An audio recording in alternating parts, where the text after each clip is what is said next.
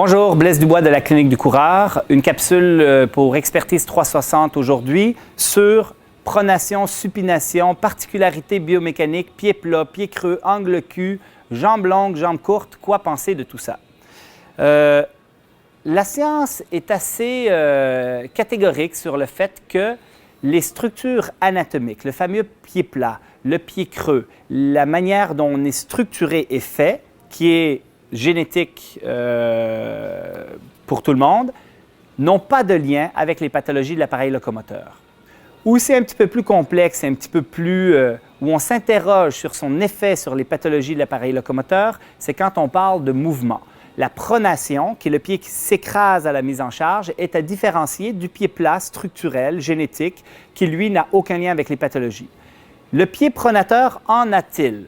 Alors, peut-être que certains d'entre vous ont déjà vu les vidéos de Haile Gebrselassie qui court son marathon avec une pronation phénoménale, ou de Priska Jepto qui finit deuxième à Londres aux Olympiques avec un genou valgus très prononcé, c'est-à-dire que dans la dynamique de course, son genou part vers l'intérieur et de façon très phénoménale. Disons que je n'ai pas beaucoup de patients dans ma pratique qui ont un vecteur valgus dynamique aussi prononcé que Priska Jepto. Quoi penser de tout ça? En fait, la science, même sur la dynamique du mouvement, n'arrive pas à conclure de façon claire que ces particularités biomécaniques sont en lien avec les pathologies. Les professionnels de la santé, les coureurs, les vendeurs de chaussures, tout le monde ont raffolé de cette terminologie pour pouvoir orienter le patient vers des orthèses, vers des chaussures qui contrôlaient la pronation dans un objectif de prévention des blessures. On sait maintenant que ça ne marche pas.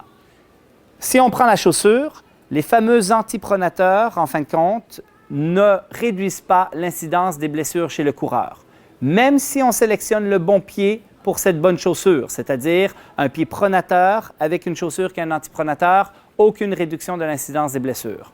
On pense même que l'ensemble de ces technologies qui alourdissent la chaussure, qui la rendent plus maximaliste, pourraient avoir un effet délétère sur les blessures.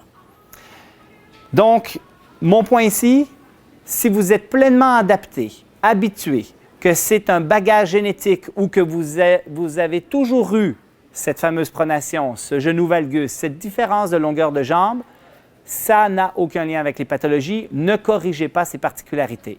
Si jamais vous avez un pied qui s'affaisse ou quelque chose qui est arrivé de façon aiguë, c'est-à-dire ça ne fait pas très longtemps que vous avez plus de pronation à un pied qu'à un autre, là, ça peut avoir un lien avec les pathologies. J'espère que cette capsule va vous éclairer sur le lien entre la pronation, les pieds plats et l'ensemble des particularités biomécaniques et les pathologies de l'appareil locomoteur pour vos clients et vos patients.